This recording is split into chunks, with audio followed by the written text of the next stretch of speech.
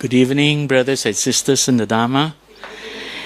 Once again, so happy to see such a good turnout. Very happy to see that all of you are interested in the science of Dharma. So today, once again, we will have another revision, this time the second revision of Bhante Punnaji's lessons. And there are two very, very important topics we're going to focus on. In fact, these two are at the core of truly understanding the Dharma in a very deep level. Two of the very complex topics. The first one deals with what is commonly translated as the 5 aggregates. This is the commonly called the Pañca-khandha. Pañca means 5. Khandha, basically, there is no exact English word for it, but khandha usually refers to a collection of activities. And therefore they call this collection aggregates. But the word aggregate does not give it a very accurate explanation what it really is. But what these Pañca-khandha is referring to are 5 constituents, 5 parts that make up what is called the process of perception. And one very important thing to remember about this process of perception and these 5 parts or 5 constituents. It's not like one thing happens, then the next thing happens, then the next thing happens, then the next thing happens. It's not like that. This is really chronological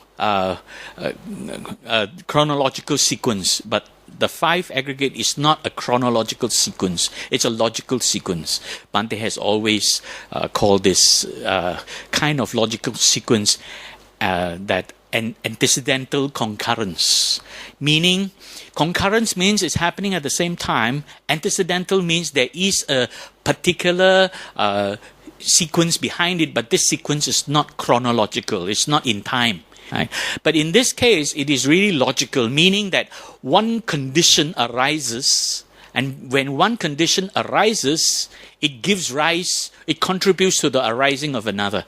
And the way Bhante Punnaji has always explained this is very simply put, that any outcome or anything that happens because of the presence of necessary conditions. So necessary conditions come together and make things happen.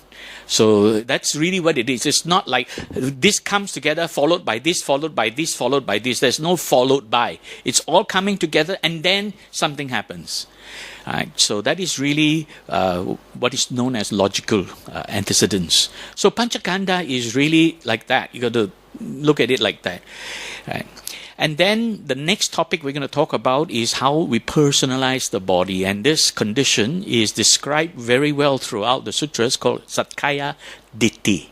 From the keywords sak, which means taking ownership. Kaya is the body. Diṭṭhi is the viewpoint or point of view. So it is basically the thinking that we own this body. That's what Sakaya DT basically means. But of course, there are many different people with many different translations.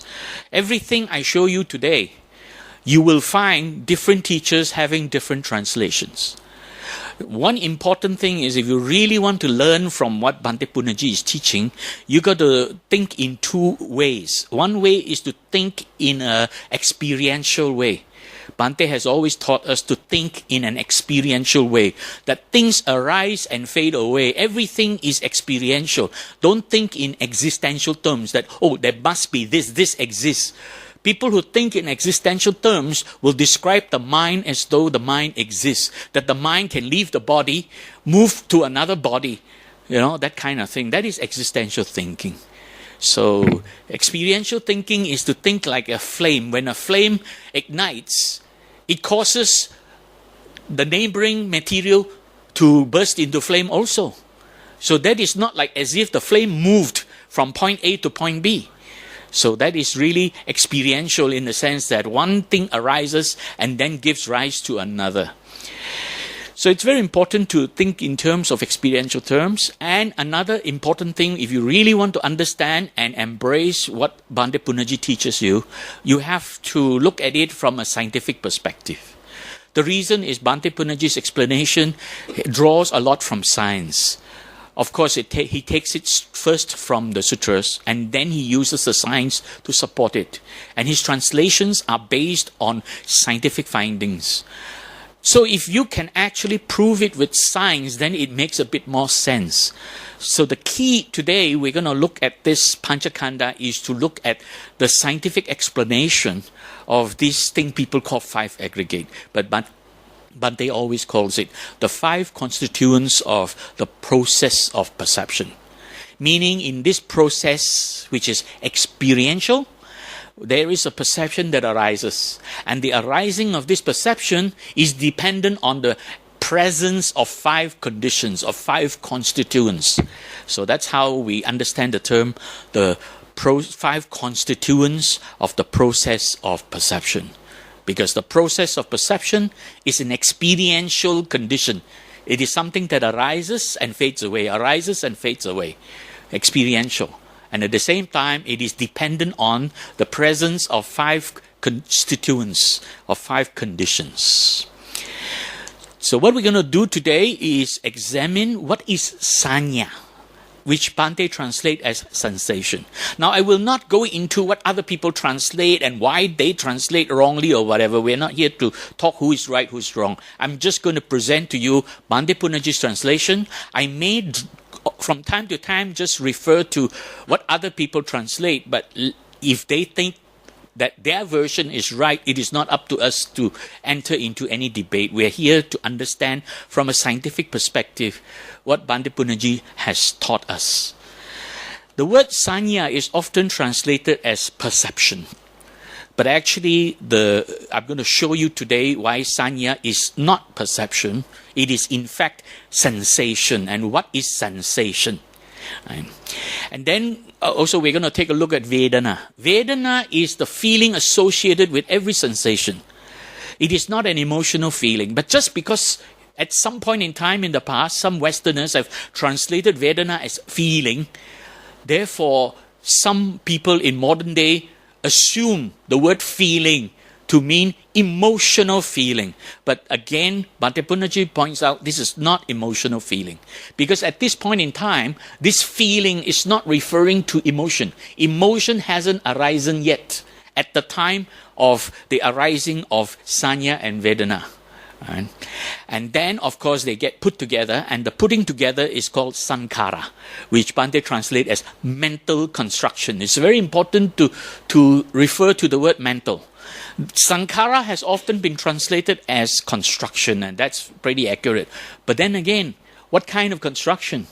Some people have translated this to mean karmic construction of karma. Again, Bhante Punnaji points out, this is not really the construction of karma. It could, at a later stage, lead to karma, but at this time in the Pañca-khandha, Sankara is referring to the construction that's going on in the mind. That's why he calls it mental construction. Right? Very clearly differentiated. Mental construction. The word mental is important, not just construction. So mental construction. And then comes the perception, vijnana. And of course, many people translate this as consciousness. I think I've explained before, but I'll just do it one more time. The word consciousness is a very complex word. If you ask 10 different scientists, you ask some brain scientists, you ask some medical experts, you ask some psychologists, you can ask some spiritual guru, what's the meaning of the word consciousness? You're probably going to get 10 different answers. Because there are many different levels of consciousness. At the very lowest level of consciousness, then you're talking about the consciousness of an object. There is an object and you're conscious of it. That is the lowest level of consciousness. Then you can go a little higher than that. You are now conscious of how the object is placed relative to its environment. And then at the next level higher than that, you may be conscious of how that object affects you. At a higher level, you can then consider how does that object affect other people around you. And even at a higher level of consciousness, you could be talking about how all this comes together and affect the whole universe, so to speak. So that are many different levels of consciousness. So to just use the word consciousness is not quite accurate. But if you were to use the lowest level to say consciousness of an object, then perhaps Vijnana is correct. Consciousness of an object, but not consciousness of the world. Right? That is important. Not consciousness of others, not consciousness of the subjective or objective. This is purely the consciousness of an object that has been perceived. That's it. So Bhante uses a very accurate word. He calls it perception, and that is a more accurate word. Perception means what you have perceived through your sense organs.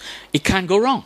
What you have perceived through your sense organ, that is what Vijnana is about. So today we're going to look at these and how they all come together in this process called Pañca-khandha, the 5 constituents of the process of perception.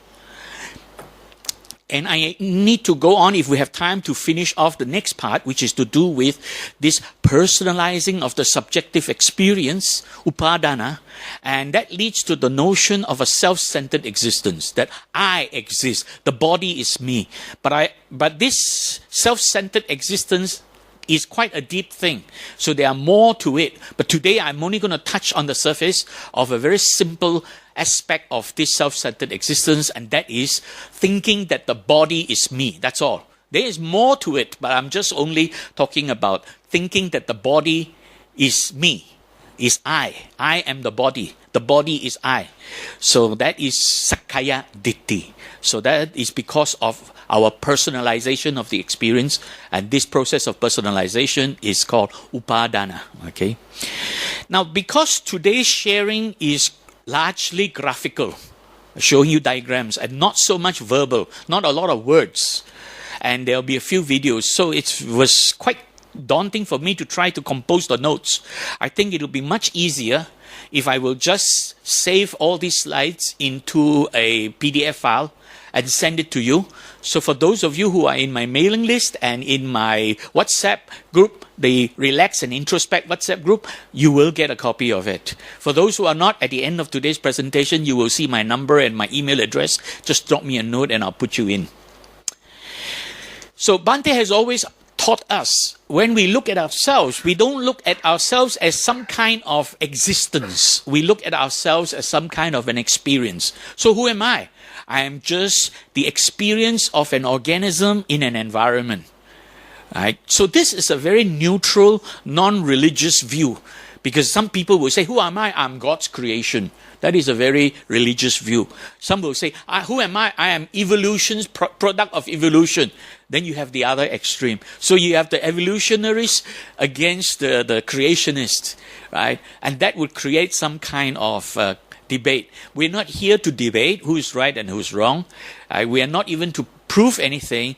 All we need to understand is an experiential view of who are we. So when you say, who am I? I am just an organism in an environment. That's it. So there is no connection as to whether I came about because of evolution or whether I came about because of creation. What is important is to understand that there is this organism that is surviving in an environment. And the only way this organism can survive is because of 2 major things happening in the organism. First, there is a process of metabolism. Metabolism is the process inside the body, in the cells, where the cells begin to absorb energy and then they divide. Now, some people call cells divide. Some people call cells multiply. Both are correct. Because when a cell absorbs energy, it grows and then it splits into 2. That is the process of dividing. But in the process of splitting into 2, what is happening to the cell? It is multiplying. So both are correct. Right? That you can say our cells are multiplying, or you can say our cells are dividing. Both are correct. So that is metabolism. And when these cells break apart, the weaker cells will die off, the stronger cells will survive, and then they in turn will break apart. Right? And as time goes by, some cells will die. Some parts of our body will have cells dying off faster than others. Right? Whereas in some cases, there will be more cells retained. And that is when you put on weight. Yeah. So that kind of thing is going on. Right? So that is metabolism. But the next more important thing is that we're interacting with the environment. And we interact with the environment through a condition of consciousness. Here, consciousness is the big picture. We're talking about being aware of the self in the world. That is the consciousness we're talking about. The big picture of consciousness. And we experience the environment through these 5 physical senses, physiological senses. Our eyes, our ears, our nose, our tongue, and our body. To be able to see, hear, smell, taste, or touch. So we have the ability to see, hear, smell, taste, and touch because of the 5 senses. And that is really what we're going to explore today. The 5 aggregate is the process behind the ability to see, hear, smell, taste, and touch. So when you hear the word process, think experiential. It's all an experience. It's an activity. Experiential means activity-based. Not existence-based, not matter, not based on matter, but based on activity, right? So when we experience the environment, we begin to be aware of objects and we begin to interact with it and so on. So what is happening in this body that is doing that? And the body basically has this most important part for the human body, and that is the central nervous system. The central nervous system is necessary to keep us alive. The central nervous system is necessary to keep the 5 aggregates, the 5 physical senses able to sense the environment. So the central nervous system is necessary to keep these 5 physical senses being able to sense what's going on in the environment, bring input to the brain, and then the brain responds. So in the central nervous system, it is connected to the peripheral nervous system. Peripheral nervous system is then in turn connected to the various organs in the body. They pick up sensations from the environment. They pick up stimulations from the environment. Light enters the eye, then a signal is sent to the brain, an impulse is sent to the brain.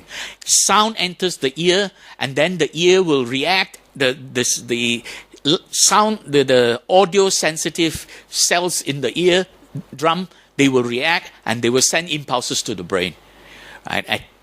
And touch receptors will react with whatever object the body comes into contact with and send impulses to the brain. All this comes through the peripheral nervous system, going into the spinal cord and entering the brain, and then the brain reacts. So in other words, all our sense organs are connected to the brain through the spinal cord with all these nerves. Now, we're not talking about 1 nerve, 2 nerve. We're talking about hundreds of millions for each item you see there. Each eyeball, for instance, there are 100 up to 150 million light-sensitive optic nerves from each eyeball going to the brain. So there could be as many as 300 million light-sensitive optical nerve cells carrying signals to the brain, sending impulses to the brain. So the brain has a lot of work to do.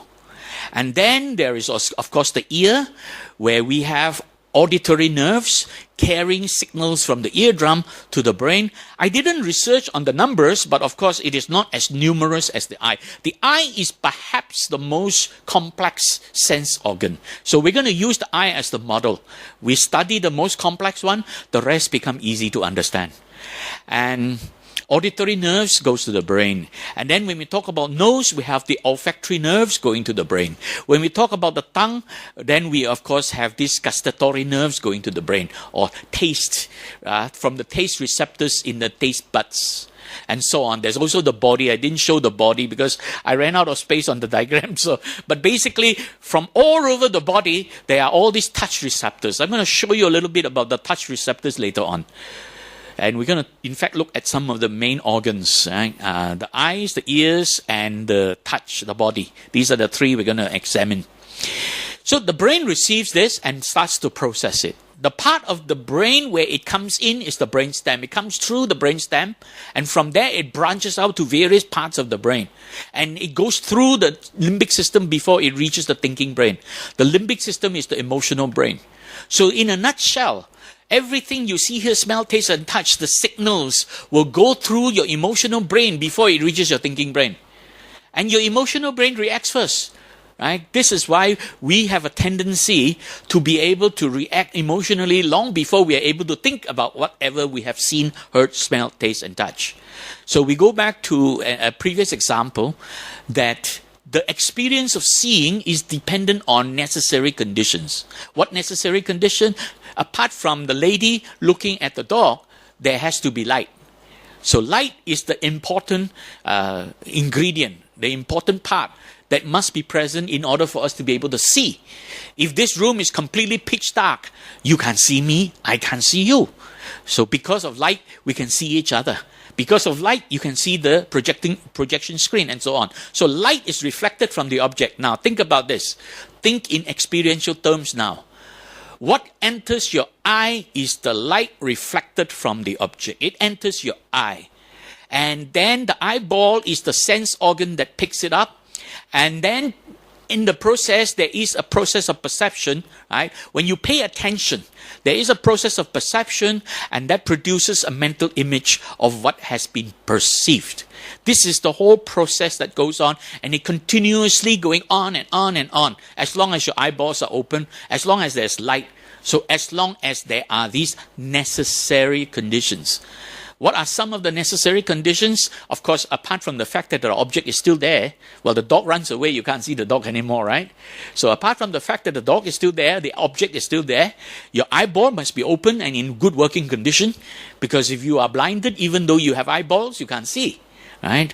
And then there is also this process of perception. These are all necessary conditions, right? And because your brain is functioning normally, but if you have malfunctioning brains, your optic nerves are severed or something, then you won't be able to see. So all these need to be there, and the light needs to be there. So all these are necessary conditions. Now, for most of you, in fact, for all of you who have studied science, you will know this. For those who haven't studied science, you may still know this. Light enters the eye, and the image that is then formed inside at the retina. The retina is the part, it's like a wall in the back of the eyeball, that allows the image to fall on it, and then there is an image, and the image is reversed. Inverse, they call it. So if you're seeing a tree, the tree would appear inverse, or if you're seeing a baseball player, that image will be inverse. Now, I'm not going to go so deep into talking about the eyeball, but a few important components you need to understand in order to understand the 5 aggregates, right? When light enters the eye and the image is formed at the retina, it is really formed in a very small part of the retina called the macula, M-A-C-U-L-A. And near the middle of that macula is a very tiny portion called the fovea. The fovea, okay, how big is the macula? Macula is really about 5 to 6 millimeters. That's how big it is. 5 to 6 millimeters in diameter. It's kind of circular, but not exactly. It's elliptical. And then the fovea, how small is it? It is really only 1 to 2 millimeter, depending on individuals. But in most of us, it's around 1.5 millimeter in diameter. Imagine how small it is, that little part at the back of your eye. That is what picks up the image. The rest of the area around the macula is picking up a blurry gray, shades of gray. But the one that picks up the sharp colored image is the fovea, in the fovea area. Okay. So when light enters the eye, the image is then projected onto the back of a retina at the area of the macula, and right where the fovea is, then in that whole area there are concentration of 2 kinds of light-sensitive cells in the macula area. There are approximately 100 in each eyeball, approximately 150 million rod and cone cells in that area of approximate diameter 5.5 millimeter. And rod cells are more in the peripheral part of it, so they only pick up gray, shades of gray, blurry images. They don't pick up sharp colored images. But where the fovea is, right, there are 3 types of cone cells in the fovea area. And this fovea area is really only 1.5 millimeter. Right? And it's all concentrated. It's approximately 100 million cone cells concentrated in that small little area. And the cone cells each cone cell can only sense a specific color range, a range within a particular color, right? And it can pick up a sharp focus image. That means this is the part of your retina that is picking up the image sharply. If you have any damage here, then your vision will be blurred. Or if the image entering the eye is not well transmitted because you may have cataract or whatever conditions, you may also not get sharp images. So, cone cells sense specific range of colors. There are 3 types. Each one, there's a group of them that only sense a color in the range of red. Another group will sense color in the range of green, and another group will sense color in the range of blue. This is why these are 3 fundamental colors, or rather elementary colors used by computer printers to print color images, RGB.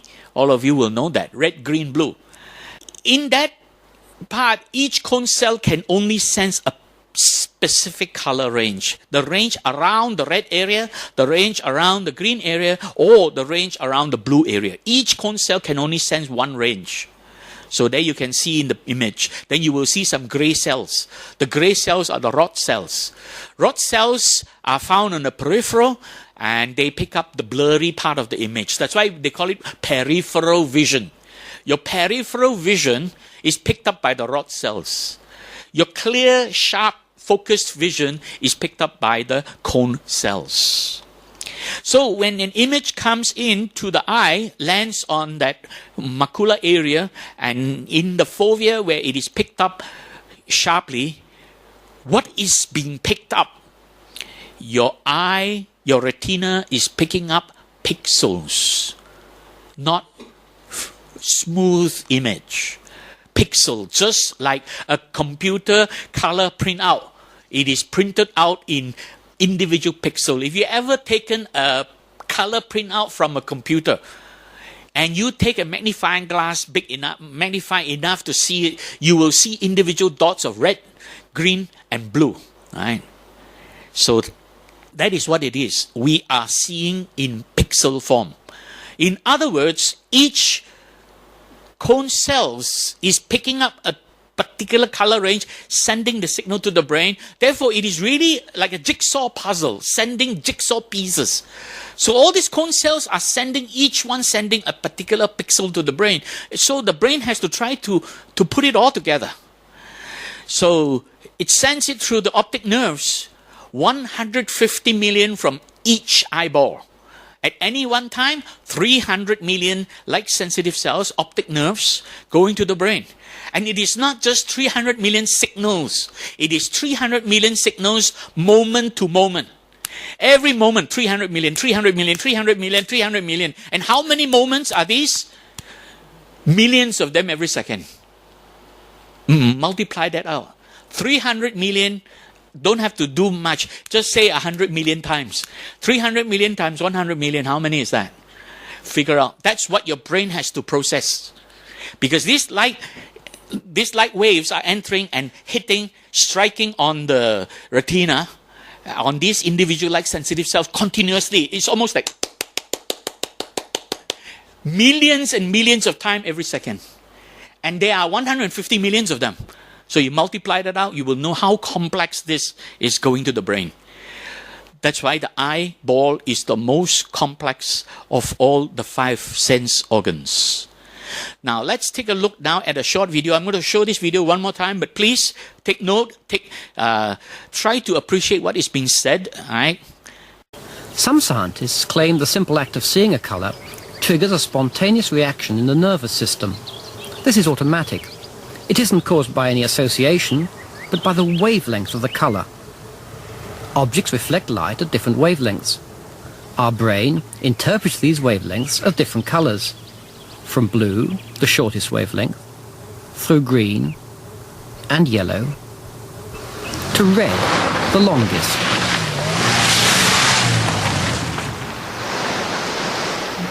The long wavelengths, the reds and oranges, are said to arouse the nervous system. Heart rate and blood pressure increase. The short wavelengths, the blues and violets, are meant to relax the nervous system. Very short video, but a lot of information in there. So don't worry, you get the notes on this. This is what has been said. The simple act of seeing a color triggers a spontaneous reaction in the central nervous system. This is automatic.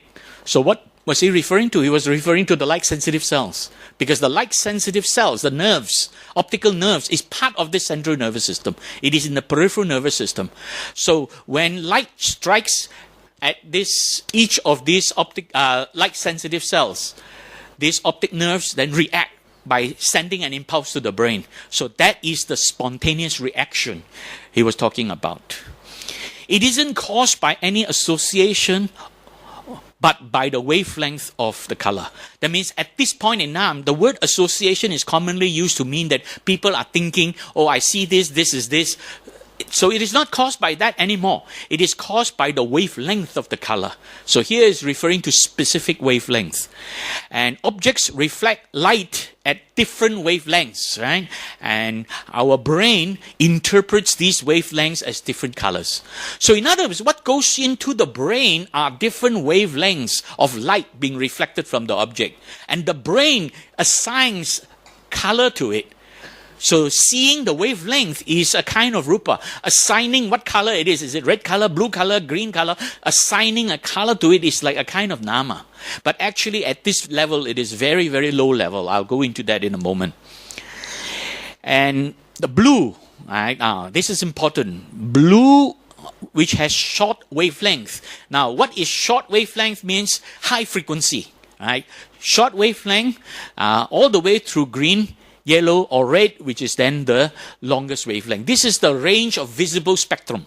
I'll show you later how much light spectrum we can see. We can see only very little, right? A fraction of all the light that is going around us that is visible to us. And the long wavelengths, which means the low frequency waves. The long wavelengths are red and orange, right? Red and orange, remember. Red and orange is the long wavelength, which is the low frequency waves. They arouse the central nervous system. Arouse here simply means agitate. Arouse, right? Agitating. And therefore, it causes the heart to beat faster, the blood pressure to increase, and so on. And the short wavelengths, which is the high frequency light, it relaxes the nervous system, it soothes the nervous system. So what are we talking about? This is the range of light that we are seeing. This is called the visible light spectrum. And you can see on the left are the high frequency light all the way up to purple. And on the right, it goes all the way to deep red. Right? This is the range we can see. And they range from 400 to 700 nanometers. That is the wavelength. How wide is one cycle of each wave? Right? 400 nanometers. How big is a nanometer? All right, think of a meter. You know a meter is about 3 feet. Think of a millimeter, 1,000th of a meter. It's about yay big, right? Now you take that 1 millimeter divided by 1,000. Then you get it 1 micrometer. Now you take that micrometer, not even a dot. You draw a dot that's hundreds of micrometer there. And not even a little dot. You take that little micrometer, you divide it by another 1,000. Then you get the nanometer. That's how short how high frequency light is operating at. So visible light is in the range of 400 to 700 nanometers. Right? And you can see now, the high frequency light is basically the short wavelengths. That's on the left. The purple and the blue and the green, up to the green. Right? And then from the yellow onwards is the low frequency light. Right? And he says, the high frequency light, or rather the short wavelength, soothes the nervous system, and the large wavelength, which is on the red side, it arouses or agitates the nervous system. Here, when they say arouse, they really mean agitating the nervous system. Now, what light? How much light can we see? You look at this spectrum of all the light possible. From the left side, extreme left, you have gamma rays. Then comes the X-ray. Then it moves into this visible light spectrum. Tiny little spectrum there. Then it goes into what is called infrared radiation. Then it moves into microwave, then FM wave, TV receptions, and TV waves, and shortwave radio is the AM radio. So you can see we can only see waves, we can only see visible light. It's such a very small spectrum of electromagnetic radiation, EMR, electromagnetic radiation. Right. So that is really what's going on. Now that you are aware, I want you to pay attention to what is being mentioned again by the narrator. I'm going to show you that same sequence one more time. This time pay attention to what is what is mentioned by the narrator. Some scientists claim the simple act of seeing a colour triggers a spontaneous reaction in the nervous system. This is automatic. It isn't caused by any association, but by the wavelength of the colour. Objects reflect light at different wavelengths. Our brain interprets these wavelengths as different colours, from blue, the shortest wavelength, through green and yellow, to red, the longest.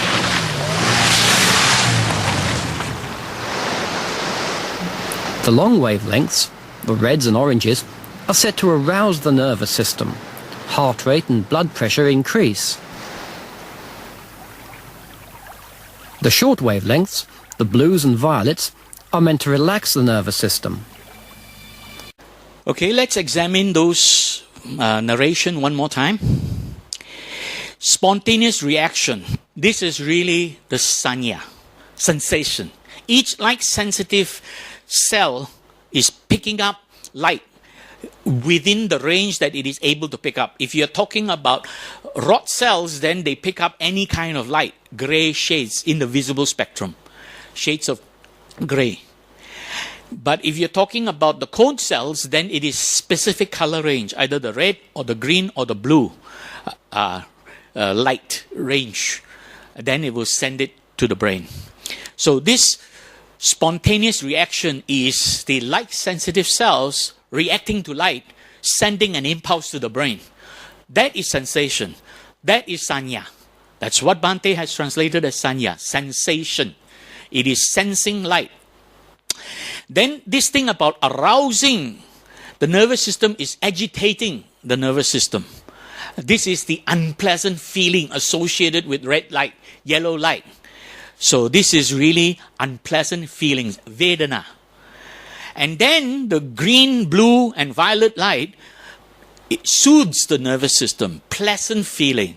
This is again another kind of Vedana, pleasant Vedana. So you have unpleasant Vedana, pleasant Vedana. So this is really what's going on in our eyeball. This is the reason why Bhante translate sanya as sensation, and that Vedana is referring to the feeling of this sensation, whether it is pleasant or unpleasant, without associating it with any real emotions whatsoever. Emotions has not arisen yet. So light enters, strikes the back of the retina, stimulates the light-sensitive cells in the fovea and in the whole macula, in the case of the rod cells as well, but in the cone cells, in the fovea area, the three different colored lights. Right? So rod cells sense light of any wavelength in the visible spectrum. So it's shades of gray. Not able to differentiate what wavelength it is, just aroused. That's it. Right? And the brighter the light, the arousal is stronger, so the impulse gets stronger, so the brain will interpret it as brighter. Right? Whereas the weaker the light, then the lesser the arousal, the brain will interpret it as dimmer. Right? For rod cells. But for the cone cells, they are either red, sensitive to red, or sensitive to green, or sensitive to blue. So cone cells will then sense light within that wavelength within the range. So if red light is coming in, only the red cone cells will be aroused, will be stimulated. The green and the blue cone cells will not be stimulated, they will not react. Right? That's how it is happening. And light stimulation of rod or cone cells will cause this sensation, sanya. And every stimulated cell sends this sensation to the brain. So there's individual sanya impulses being sent to the brain. Sensation is sanya, and the arousal of the feeling is vedana. So I hope it is quite clear now. You have a basic understanding of the meaning of sensation and the meaning of feeling when we describe or when we try to understand what Bhante is teaching us, sanya and vedana. We'll go further. So when light arouses these optical nerves and causes the impulse to be sent to the brain, what these optical nerves are doing is carrying to the brain sanya and vedana. Right? And it reaches the brain to the part of the brain at the back in the occipital lobe where the visual cortex is located. This is the part of the brain that processes visual image. Actually, the bulk of the visual image is processed there, but there are also other parts of the brain at the same time involved with the processing of visual image. Not only just the visual cortex alone, but the main part of the processing is happening in the visual cortex. Later on, I'll show you findings from another brain scientist from the Max Planck Institute of Brain Research, where he explains that about 100 different regions throughout the brain is involved with processing every visual image we are dealing with. Okay. So when we talk about the Pañca-khandha, the 5 constituents of process of perception, we begin with having the experience of a rupa. Now think of this in experiential terms, right? First, a person experiences rupa, experiencing a mental image of an object that has been perceived by the eye. So that arises. Now how did that come about? Because of 2 things, Vedana and sanya, right? And then they get put together by Shankara, producing the perception of vijnana, right? So if we were to look at it, then the two always go together. Vedana and sanya always go together because you have stimulation of the light sensitive cells. With each stimulation, there is a sensing whether it is soothing or agitating. So sensation and feeling go together. Sanya and Vedana always go together. They are inseparable. And they are brought to the brain. So when we talk about this sense stimulation, its environmental activities stimulate all our sense organs. So let's take a look at some of the other organs. When we talk about the eye, then we are, of course, what we have just looked at is reflected light stimulates the cone and the rod cells in the retina. And when we talk about hearing, it is air vibration stimulating the eardrum. Now, when you say you hear my voice, what are you hearing? Are you hearing my voice? Or are you hearing air vibrations from my vocal cord?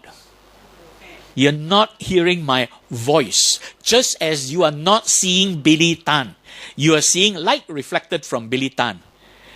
If I switch off the light, you will not see Billy Tan. Right? So it's light reflected. Similarly, it is the vocal cord vibrating the air and the air coming through, entering your ear. That is what you're hearing. Air vibrations stimulating the eardrum. When you talk about touching, you're talking about the experience of a few things, because everything we touch, there are actually 4 kinds of receptors. One is touching is sensing the pressure. Another kind of receptor is sensing the temperature. Another kind of receptor is sensing the vibration, the movement. Then another kind of sensor is picking up chemicals. Right? So therefore, when we touch a physical object, 4 different kinds of sensations, 4 different kinds of sanya is being sent to the brain. And it's not 4 at a time, it's millions of them. 4 different kinds, but there are millions of them each time being sent to the brain. And when we smell something, it is actually odorant molecules. Molecules. Smell is molecule. Have you ever wondered in your kitchen, how come the ants know where the sugar is? Because any material, any food material releases odor molecules into the air. And these ants, their antenna is very sensitive to pick it up. Right? So odorant molecules enter the nose, and then they bind with a receptor in the olfactory bulb. That means the receptor is like a receiver. The moment it matches the right one, it sticks to it, and that sticking to it will cause the stimulation, the sanya. So each receptor, when it detects the correct molecule, it is activated. It sends an impulse to the brain. So that is how smell is picked up. Taste, in the same way your taste bud also have receptors. But these receptors in the taste bud are chemical. They react to chemical. So flavor molecules enter and come into contact with your taste bud, and then it stimulates and reacts to these taste receptors. And then they carry this from the taste bud, the signal is carried to the brain. Right? So this is how all these different sense organs are working. Stimulation triggers sensation. So every kind of nerve cells that picks up this stimulation, when it is sensing something, it sends this stimulation as an impulse to the brain, sanya. And at the same time, it is either pleasant or unpleasant. So, sensation, sanya. Stimulation of sense organs trigger nerve impulse or sensation or sanya in the nervous system carried to the brain. For eye, it is the wavelength and the intensity. Right? So the intensity is most picked up by the rod cells. Bright light, the rod cells react in a stronger way. Dim light, the rod cells react in a weaker way. So the rod cells is picking up intensity. So wavelengths are being picked up by specific range of specific type of cone cells in the fovea area. 100 over a million of them, each eyeball. Hearing, I'm going to show you the hearing in a moment. Basically, it is the sensing of air vibration, which is a frequency. High frequency is a pitch, high pitch. Low frequency is a low pitch. What is high frequency? High frequency are sounds like flute, violin, erhu, high frequency. Low frequency is what? Drum and gong, low frequency. And you can already guess what frequency is agitating and what frequency is soothing. High frequency or low frequency? Which one is agitating? High frequency, which is violin, erhu, or low frequency, which is drum and gong? Which one is agitating? Low frequency. Low frequency is agitating. Wow. Wow. Are you sure? So if somebody speaks to you in a low voice like that, does he sound very soothing? Oh, he speaks in a high voice like that. Does he sound very soothing? Which one is more soothing? Which one is agitating? So now tell me one more time. Violin erhu at high frequency. Is that soothing? No. Drum, low frequency. Boom, boom. Is that agitating? No, it's soothing. See? Different ranges will create different arousal. Now, whether it is soothing or agitating, this is Vedana. So ladies, small warning. If you have a high-pitched voice, 2 things you can do. 1, try and train yourself to lower your voice. A very famous politician in the past did that in Britain. The other thing you can do, speak less. Because your voice, your high high-pitched voice is very irritating to a lot of people. Okay, I hope you get it. Okay, just quickly on that point, Margaret Thatcher. I have a video. I have actually collected these videos. I'll talk about the collection of videos later, but I have documentary videos of Margaret Thatcher when she was just an MP. She spoke with a very high-pitched voice. She went for voice training before she actually started campaigning to be Prime Minister because she knew that. So she trained herself to lower the pitch a little bit. And it did bring her pitch down a little when she speaks, and then she became Prime Minister. But when she got angry in the Parliament and she started speaking, her voice went way up.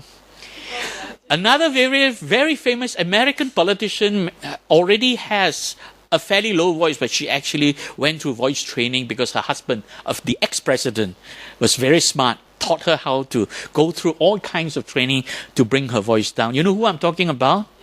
Yeah, Hillary Clinton. You can see she speaks with a very low-pitched voice most of the time because she knows. Right? Smart politicians know that. So if you happen to be a salesperson and if you have a high-pitched voice, be aware of that and train yourself to bring your pitch down a bit. It can be trained. Go for voice training. Or on the other extreme, if you are a salesperson and you have a nice low tone, take advantage of it, like Patrick Teo, you know? Well, who would you rather listen to, Patrick Teo or some other high-pitched voice girl, you know? Yeah, that is the classic thing. Can you also do it via meditation? I mean, like No, this is vocal cord. You need training. Okay, let's move on with the key topic. All right, so that is really what's happening with sensation. What's happening with feeling, Vedana. Every sensation is associated with some kind of feeling of it. Either it is irritating or it is soothing. All right. So in the case of seeing, the feeling refers to how the nervous system is irritated by long wavelengths, which is low frequency light like red, orange, yellow, and how it is soothed, and also how it is irritated by high intensity light, bright light, right? And soothed by short wavelength, high frequency light like blue or green or purple, and also low intensity light, dim light, right? So that is the Vedana. Soothing or irritating. In the case of hearing, high pitch is irritating, low pitch is soothing. Loud volume is irritating and soft volume is more soothing.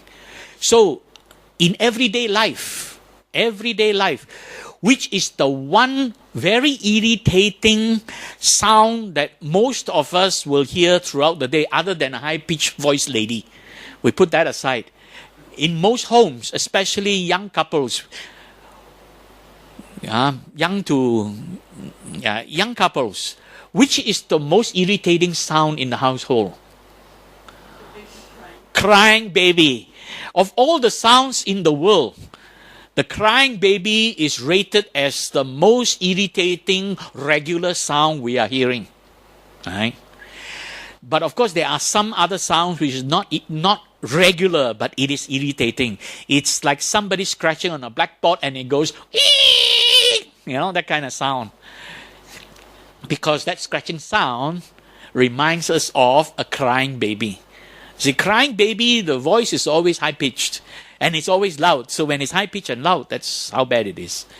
So when you are looking at light, you can tell me which is irritating, which is pleasant, which is unpleasant. Just tell me which one is unpleasant.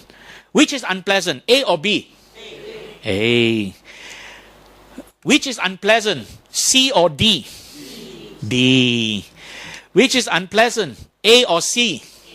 A. And which is unpleasant? D. Yeah? Because this is really what is happening to us. Right? This is why red is so irritating. That's why a lot of sports teams, very smart, they want to beat their opponents. What color jersey they choose? Red color. Very smart. So today, guess what color I'm wearing? Yeah. So that's really what's going on. So Vedana, Sanya, they get put together now. Mental construction. Now, up to this point, whenever I try to explain this, many people who go by the old-fashioned or the monastic kind of explanation, or not even monastic, the explanation of 5 aggregates by many other people, they don't accept what I have explained until they see this next clip. Construction of a visual image, which is putting together this jigsaw puzzle. This is mental construction, Sankara.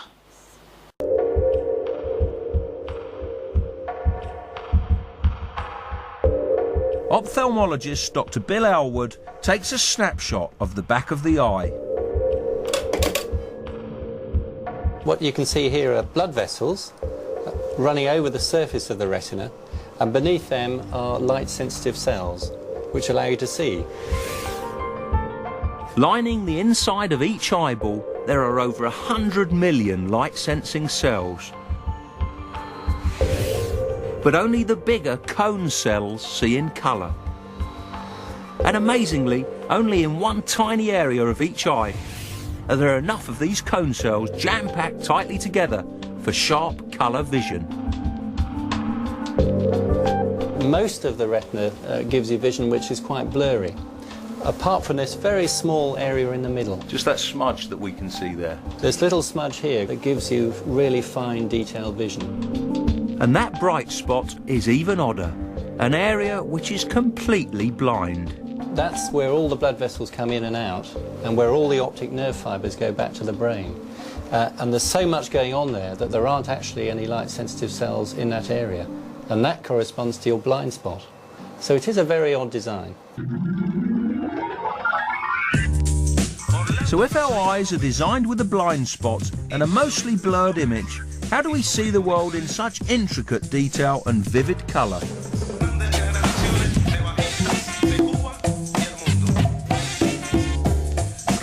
The patchy image made at the back of the eye is just the beginning of how we see.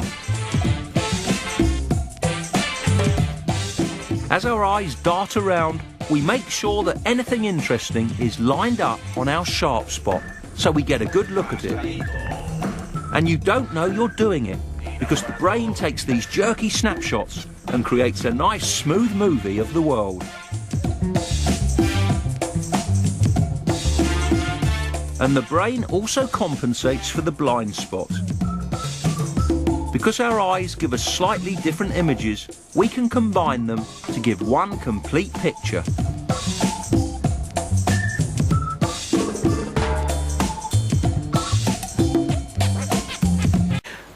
So I hope that is clear to you. This is really what's going on. The thing that is in this red hexagon, this is actually the part, corresponds to the part of the retina called the fovea. That small little part that can pick up sharp colored images. Then the peripheral image, as you can see, are picked up by the rod cells. So the cone cells are concentrated inside this red hexagon. Outside the fovea area would be the rest of the macula, which is these rod cells picking up grey, blurry images. That smudge there you can see, which is all blackened out, right?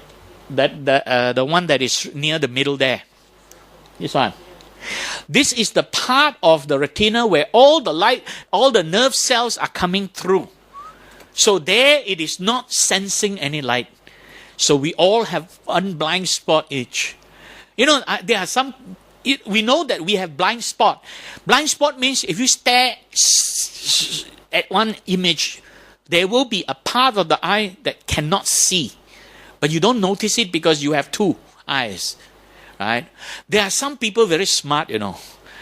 When they hear that, oh, we have blind spot, they say, no, I don't have a blind spot. That person must be from Mars, you know. All humans have blind spot, right? Because that is the spot where all the light-sensitive cells come together and leave the retina area and go to the brain. So we have to have the blind spot. Otherwise, it is not possible to pick up all that light, right? So, Each time we look at something, we are not staring at anything in a fixed way. Think experiential. The eyeball is constantly darting around, but the movement is so little you don't notice it. But our eyeball is never perfectly still. It is constantly jerking around, darting around. Sorry, not jerking around. I don't want to use that term. Darting around. Jerky. Yes, jerky. Darting around. Picking up bits and pieces. So every second, each light sensitive cell is picking up different pixels in the whole picture.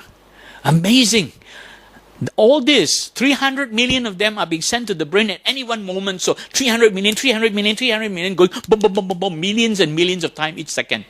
Imagine the brain has to cope and put it all together and produce. How complicated that is.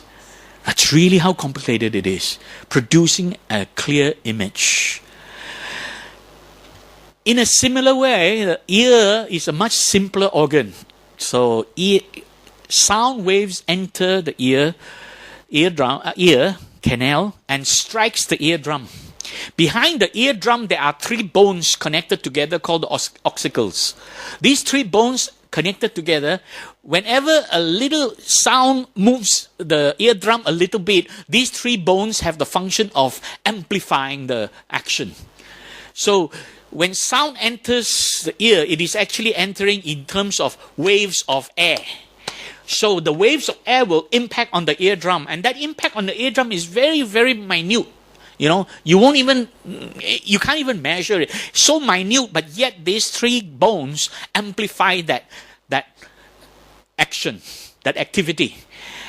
And these 3 bones at the end is connected to a little organ called the cochlea. And inside the cochlea are fluid with hair, movement sensitive hair inside there. So when the cochlea is vibrated, moved, the liquid inside this cochlea shakes, and then the hair is moved. Each of these hair is connected to one specific auditory nerve. So it is sensing vibration. So if the sound comes in at high frequency, then the cochlea will be moving at high frequency, and then the liquid inside will be shaking at high frequency, and then the hair will be vibrating at high frequency, then it's sending a high pitch sound to the brain. Or if it is low pitch, it will be low pitch and so on.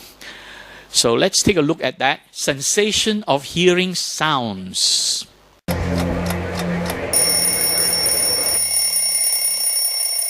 Sounds are just tiny movements of the air molecules around us.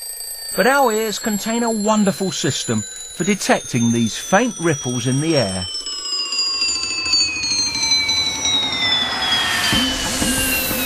First, the sound waves are funneled down the ear canal to the eardrum. If they were slowed down massively, this is what they'd look like. The moving air makes the eardrum vibrate. These vibrations are then amplified by 3 hinged bones. The bones are connected to a curled tube called the cochlea, which is full of fluid. The vibrations of the bones send ripples through the fluid, and these ripples move rows of microscopic hair cells. As the hair cells are bent, they send nerve signals to the brain, which then works out what the sound is. It's an extraordinary contraption, but it works beautifully.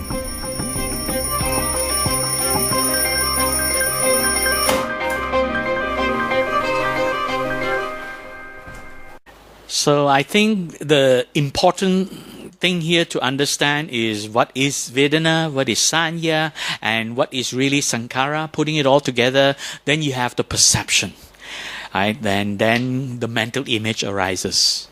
So Vijnana then is this perception, and we have these supposedly these six sensual realms. The 5 of them come from the physical senses, right? And then they get put together by Mano. Right? And we already spoken about this the last time, about Mano, putting it all together, interpreting and giving meaning to it. So I'm not going to go into that any further. So last session we already spoke about all this. So today I hope you have gained a good understanding how Vijnana came about. because of the 5 constituents of the process of perception, giving rise to this vijnana, the perception, what is perceived through the sense organs. We have already explained a lot about Mano last time. Today we have also touched a lot on chitta, but today we're going to take a look at chitta in a moment, one more time, much deeper meaning of chitta. So, Mano is really putting together, this Mano Vijnana is putting together these 5 senses. Therefore, these 5 senses, the perception in the mind is not consciousness, they are perception. Perception is what was perceived by the sense organ, and then the Mano puts it all together and gives it a meaning. So that meaning given is called Dhamma, and that is conception. So what was recognized by categorization of what was perceived. Right? So that is Mano Vijnana. Mano Vijnana is the true consciousness. Because with Mano Vijnana, you are not only just aware of an object, you're also aware what is the object relative to its surrounding, and you would also be aware of the subjective and objective experience.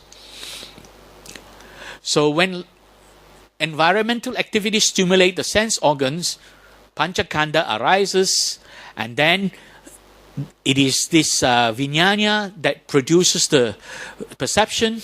We're able to see, hear, smell, taste, and touch.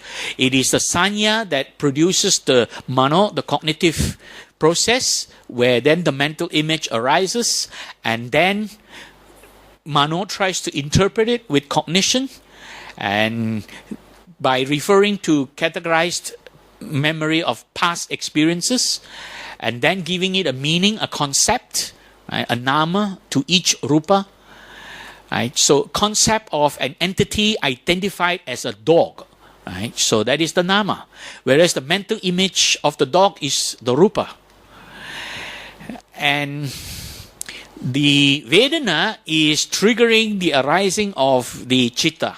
Now, at this point, I would like to point out to you, even though the flow chart is drawn where chitta comes after mano, it doesn't mean that it is one after another. They are all happening the same time. Right?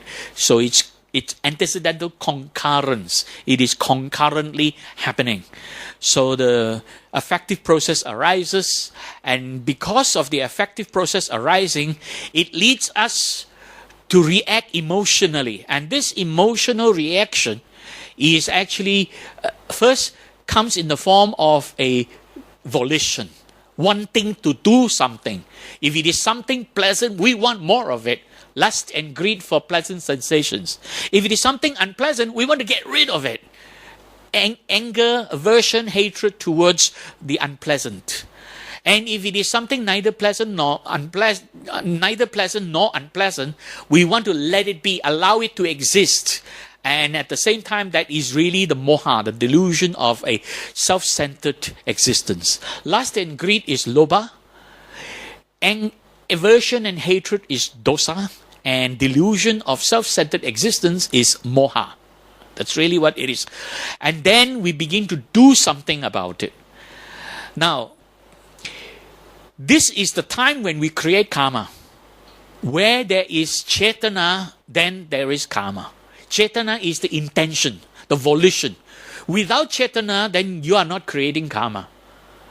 So in other words, if you talk about, arahants do not create karma, why? Because their action is not based on an intention.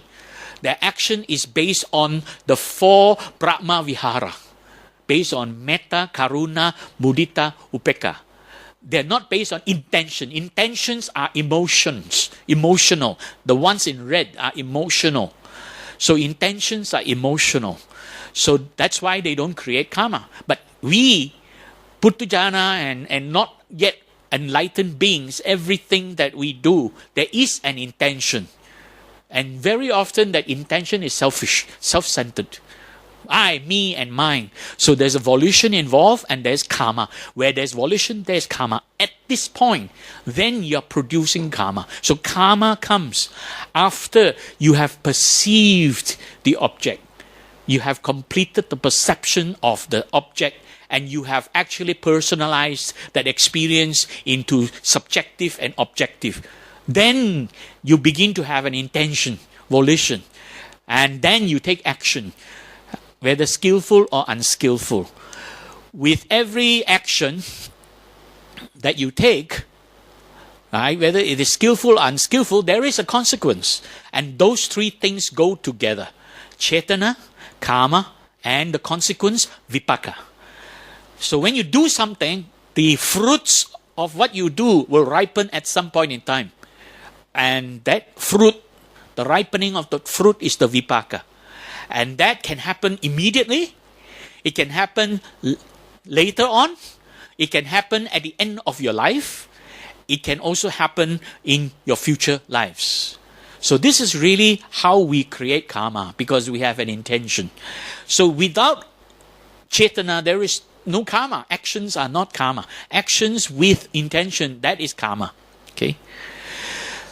That's why some people, when they, I go back one slide, when they translated this Sankara here, they say there are some people who explain that Sankara is the construction of karma.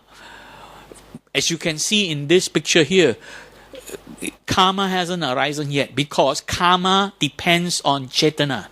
No chetana, no karma. So Sankara cannot possibly be the construction of karma because it's happening before that.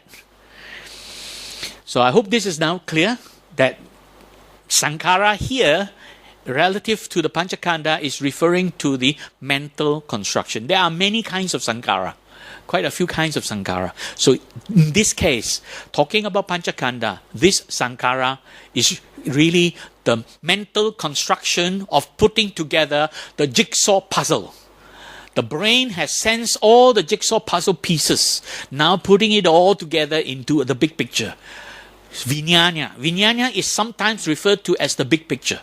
A picture where you can discern one object from another. Vijnana is not just one object, but discerning an object. Discerning an object means you're seeing the whole dog. You're not just seeing one part of the dog. You're seeing the whole dog relative to its environment, where it is, whether it is standing or sitting or running. So that is relative to the whole big picture. Right? So I hope that is now clear to you. And then finally you have your vipaka. So we have basically covered the bulk of this. If we take a look at the Paticca Samuppada, we would have firstly covered all the ones in blue, right? And we have already touched on feelings, Vedana. Now we're going to do the next two, Tanha and Upadana. Tanha is about our emotional reaction. Upadana is about the dichotomy of our experience, breaking it into subjective and objective. Okay. So, we're going to take a look at this emotional reaction, which is Tanha, a reaction to pleasant or unpleasant Vedana. And this leads to our mood or temperament, which is a kind of emotional state of mind. That's why they call Chitta emotions. It leads to mood or temperament. And at the same time, we have a tendency to personalize our experience. And this process of personalization is called Upadana, clinging, sometimes translated as clinging, grasping, or attachment. And leading to the notion of a self-centered existence. So we go back to the root of the Buddha's teaching and we can see how that is all connected. The Buddha taught the Four Noble Truths, that there is suffering, there is the origin of suffering, there is the end of suffering, and there is the way leading to the cessation of suffering. I'll just focus on the first two Noble Truths in order to explain what I'm explaining here. The first Noble Truth, the Buddha pointed out there are 8 kinds of suffering. Birth, aging, illness, and death. That is pretty straightforward.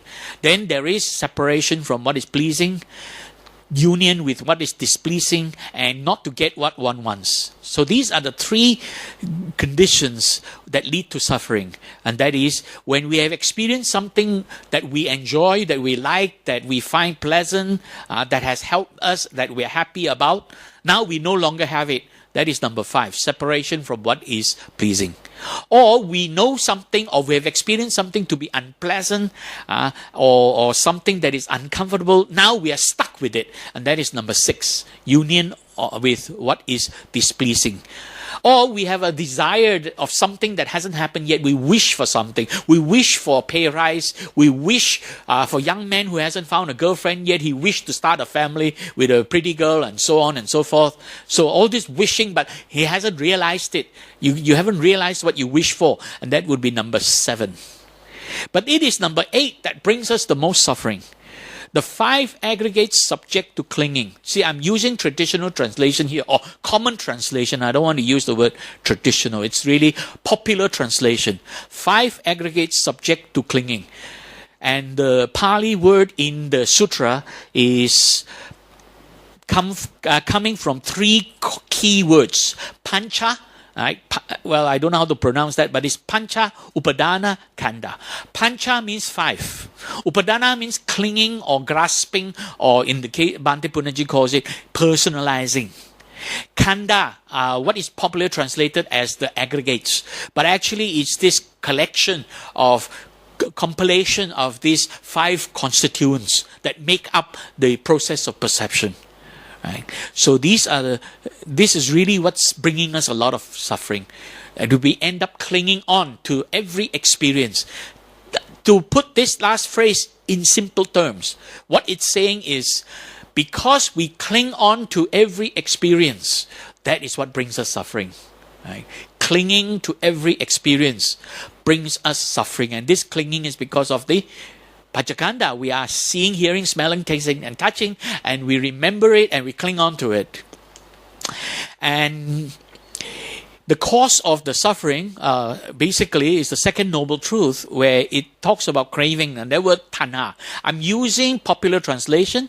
Tanha is translated as craving, and there are 3 kinds of craving according to these popular translations here.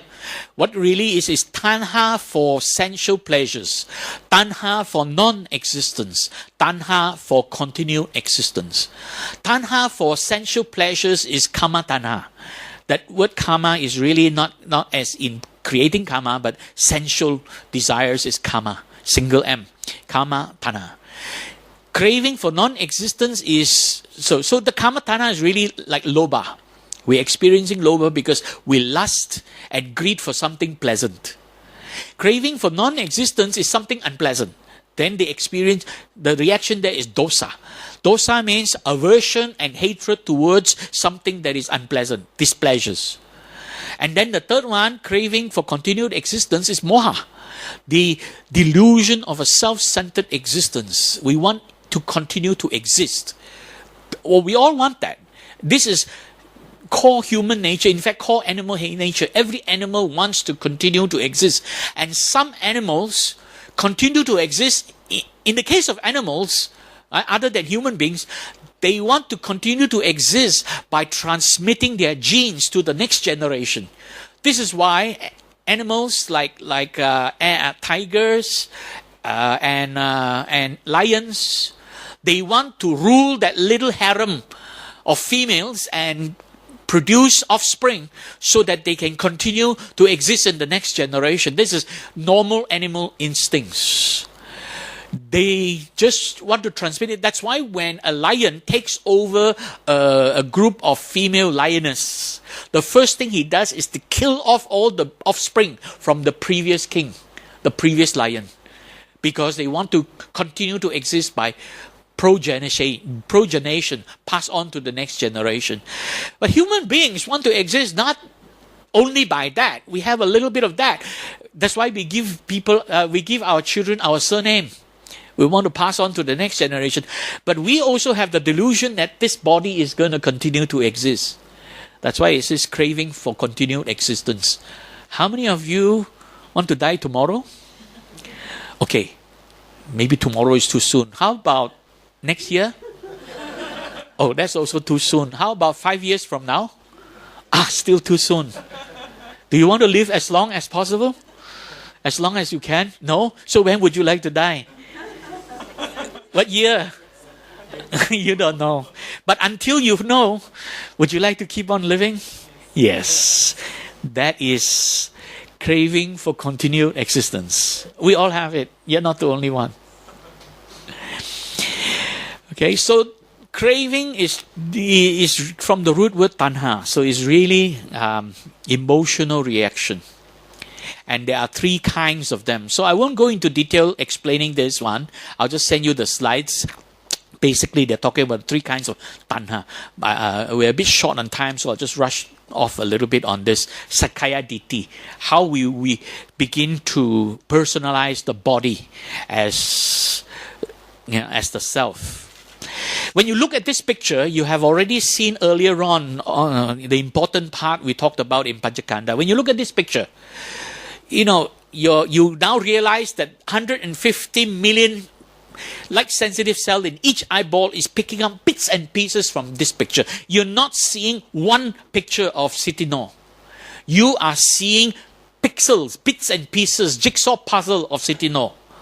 And then putting it together in your brain. There is up to 100 different parts of your brain responsible for this processing. Most of it is happening in the occipital lobe, but it's not the only place. There are other parts of the brain responsible for this processing. One part of the brain is responsible for the color it is sensing. So, depending on which color it is processed in different parts of the brain. Another part of the brain is responsible for the darkness and the shading. Another part of the brain is responsible for the contour, right, the shape. Another part of the brain is responsible for identifying each objects, the eye, the nose, the lips. Another part of the brain is or also each letter. Another part of the brain is responsible for identifying the face. Who is this person? And also the words SITI means Citino.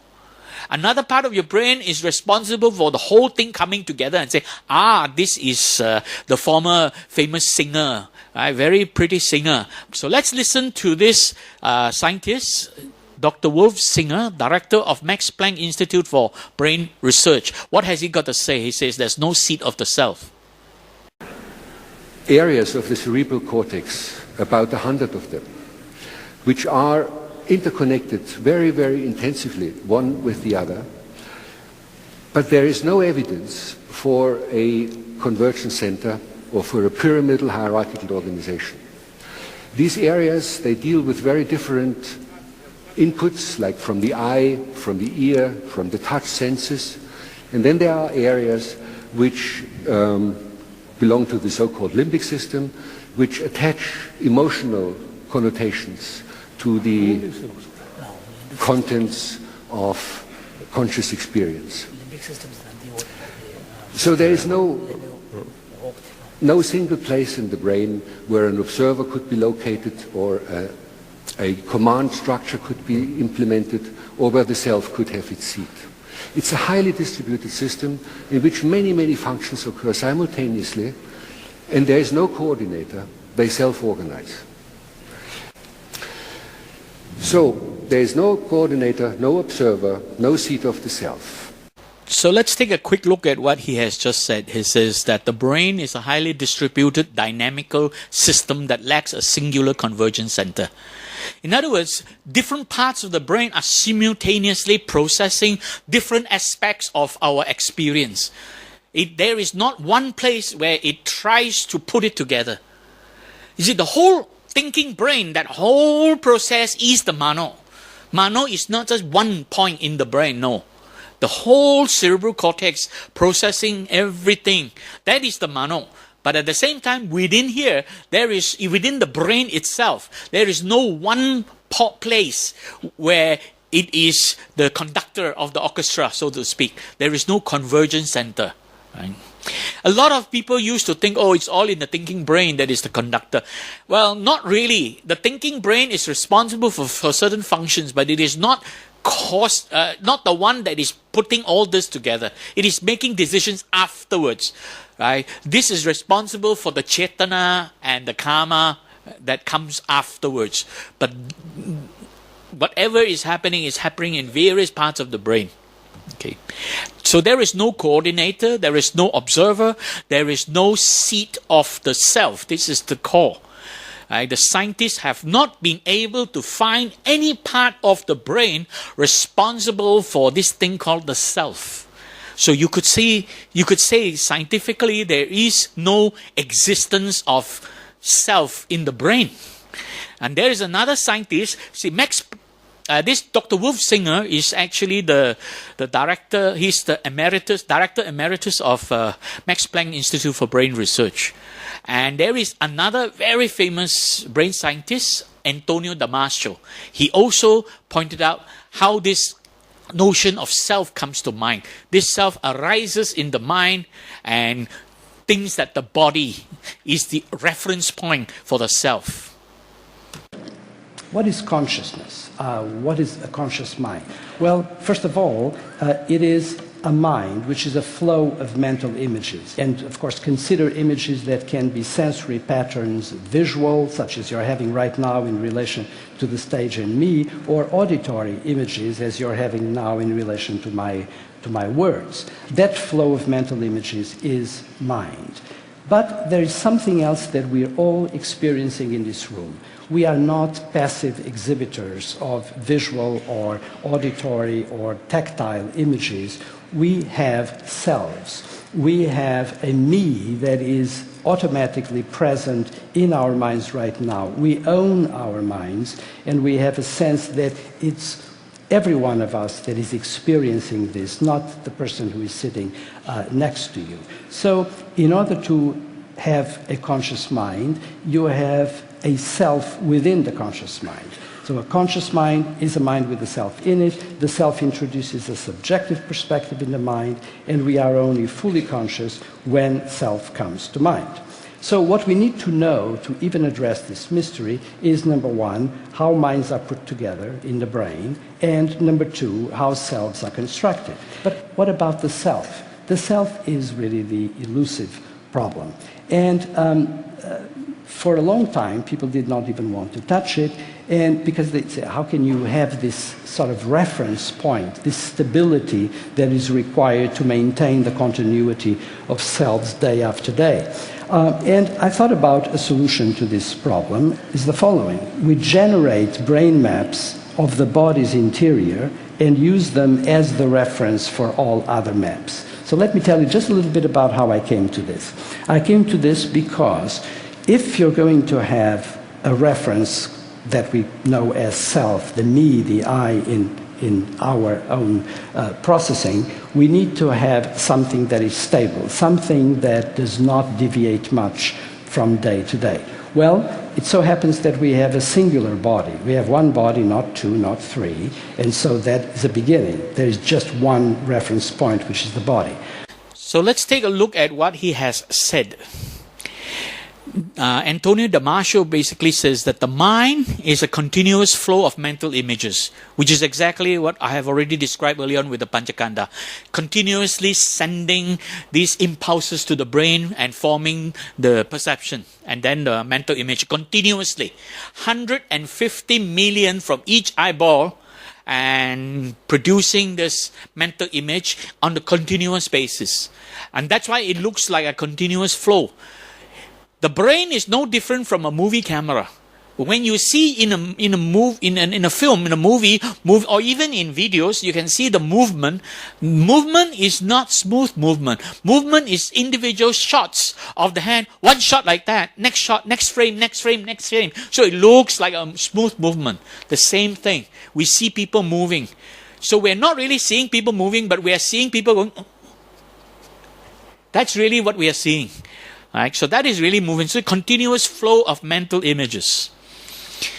And here you can now appreciate how he defines consciousness. Yeah? It's different from the consciousness of vijnana. A conscious mind is a mind with a self in it. In other words, consciousness means the person has already become aware there is a self in the world. And that comes much long after the Pañca-khandha, right?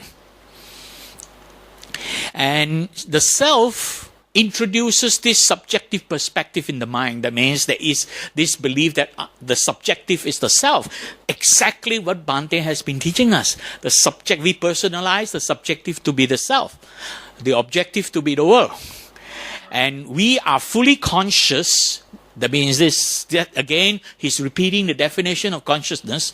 We are fully conscious when self comes to mind, when we have the self, the atta, existing, so-called existing in the world, the loka. So the subjective, objective, right? And he pointed out that we need to know how minds are put together. That we already talked about last time and this time, but the next one, how selves are constructed, right? So basically we generate brain maps of the body's interior. That means we have a brain map of every part of our body and uses them as a reference point to guide us. See, when you want to know where you are moving or what you are doing, you need to know where you are standing. Right? So when you're driving the car, if you want to know where you're going, you must know where you are at that moment to be able to head in the right direction. So this brain map of the body's interior guides us, right, to be able to sense the environment, what is happening around us. Right? What is this thing called us or me? What is happening around me? Therefore, this brain map of the interior is the me. And then the crux comes at the end. He says, how did we know there is the self? And then the body and the experience of the body becomes the reference point for the self. So therefore, we look at this body and say, oh, this body is me. Now let's take a look at how we personalize this subjective experience as the self. Here, I'm showing you a fake hand experiment where psychologists will place a fake hand on somebody and hide the real hand and do something to the person, and that person will actually think that the fake hand is her own hand. Amazing, this one. And this will actually explain why we think this body is me, so to speak. Jonah's recreating a classic psychology experiment. The rubber hand illusion is a funny hack of the brain where you can convince people very quickly that this rubber arm is actually their own arm. He's setting up a stand at Venice Beach, where he'll test volunteers to see if they can experience sensations in a hand that's not theirs. Welcome to the rubber hand experience. I want you to put your left hand right here and put your right hand right here. Jonah has participants hide their right hand out of sight behind a divider. Just gonna drape this so as if it's your real hand. While he places a rubber hand on the table in front of them. Just stare at this hand. Jonah primes participants by brushing both the fake and real hand simultaneously, a process which helps the brain link the feeling to the fake arm. I feel like you're doing that to my hand, but that's not my hand. My hand's over there, so that's kind of weird. That's kind of weird. Now that Jonah has linked this volunteer's brain to the new hand, he's got an even bigger surprise for her. That was a little bit scary. Good plunge. Oh my goodness. When you hit that thing, I thought I was gonna lose my hand. So I was so scary. And it really felt like that was like I could move those fingers if I wanted to. My brain decided that I could feel that. And that you hitting that was hitting me. That's so strange how it does that. Impressive, right? Let's see how many other people fall prey to this mind game. My name's Jonah. Okay, so you keep on staring at that hand.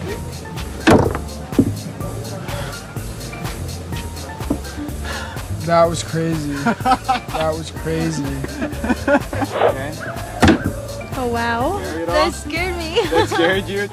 Although around 10% of the participants weren't able to mentally connect the fake hand to their body. Did it feel like I smashed your hand at all? No. No.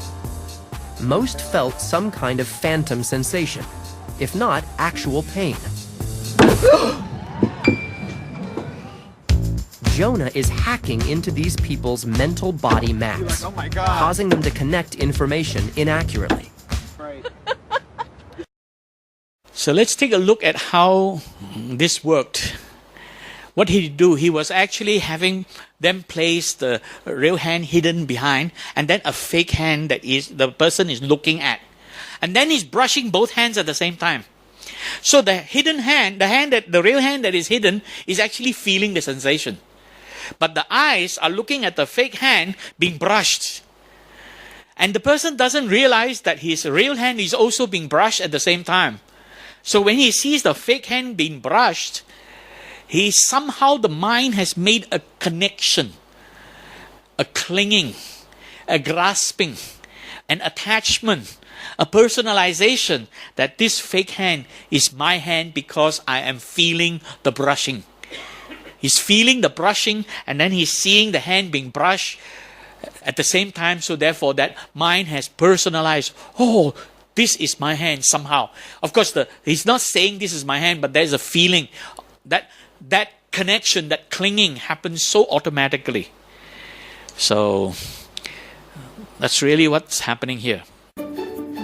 Jonah primes participants by brushing both the fake and real hand simultaneously, a process which helps the brain link the feeling to the fake arm. I feel like you're doing that to my hand, but that's not my hand. My hand's over there. So that's kind of weird. That's kind of weird.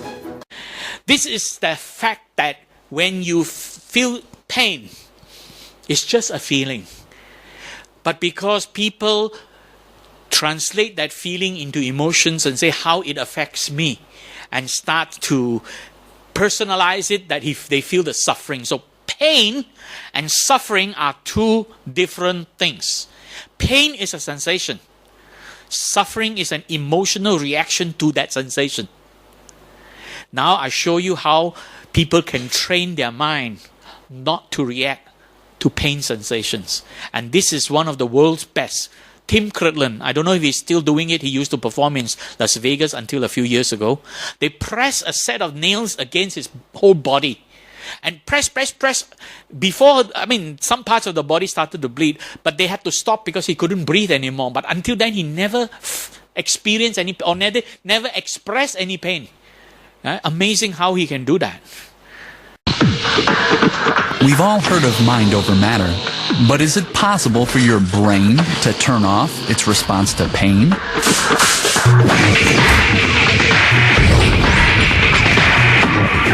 Tim Cridland can take anything you can dish out. He claims he's trained his brain to simply ignore pain. Pain is a learned response, and being a learned response, it can also be unlearned. To prove his mastery, Cridland agreed to be squeezed against an upright bed of nails as pressure is gradually applied. Paramedics monitor brain activity and vital signs as Cridland goes into a meditative state to refocus the pain away from his brain.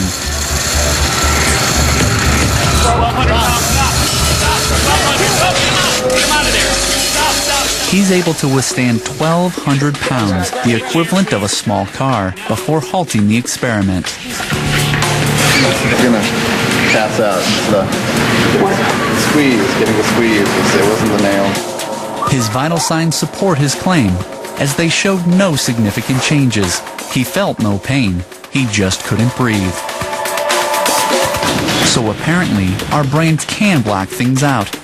So here he can block it out. 1,200 pounds, 1,200 pounds was what was pressed on his body. 1,200 pounds is about the weight of my V. Imagine you lie there and somebody puts a My V on top of you. That's what happened to him. But he couldn't breathe. That's why they had to stop it. But he didn't scream for pain. He wasn't reacting. Now comes the one nobody could understand or repeat. And all the scientists have seen this. Even magicians, top magicians in the world, have accepted this is real. This is not fake. In 1947, mysterious Dutchman Mirin Darjo confounded onlooking scientists and doctors when, apparently without any pain or physical damage, he did this. Darjo is unflinching as his assistant skewers him straight through the torso with a 28-inch fencing foil. We can see the skin on his chest bulge as the solid steel blade passes through it. But how can this happen without leaving him dead? Or was it just an elaborate trick? Our most distinguished surgeon. To answer these questions, Data Girl has solicited the services of a leading authority on the feats of Mirin Darjo. Ali Bongo is a highly respected magician with a silly name. He's been a member of the Inner Magic Circle, that's the circle within the Magic Circle, for 20 years. So he knows how to spot a trick. Now, I want to find out more about Mirandajo. Yes. It looks absolutely incredible what he does. Is he really doing it, or is it an illusion? No, I think he's really doing it. I've seen it with colleagues of the Magic Circle, and we all agreed that this is not a trick. It was real. I mean, there was a real sword going through a real body. But Dajo didn't stop at one hole. In this footage, his helper punctures another hole from one side to the other, clean through what looks like his abdomen. How is he doing it? He went to India and talked to fakirs, the people who pass knives through the cheeks and skin and things like that, and he found out the best way to present it and do it from these, possibly from these people. The thing is, I have never seen an Indian fakir do something as strong as that. So Dajo may have learned a safe method of passing a blade through his body from Indian mystics. Okay, so I hope I have shown you enough today to show you, understand what is Sanya Vedana, understand how mental construction works and end up producing Vijnana, and then this personalization that comes after that. So if you have any questions, please feel free.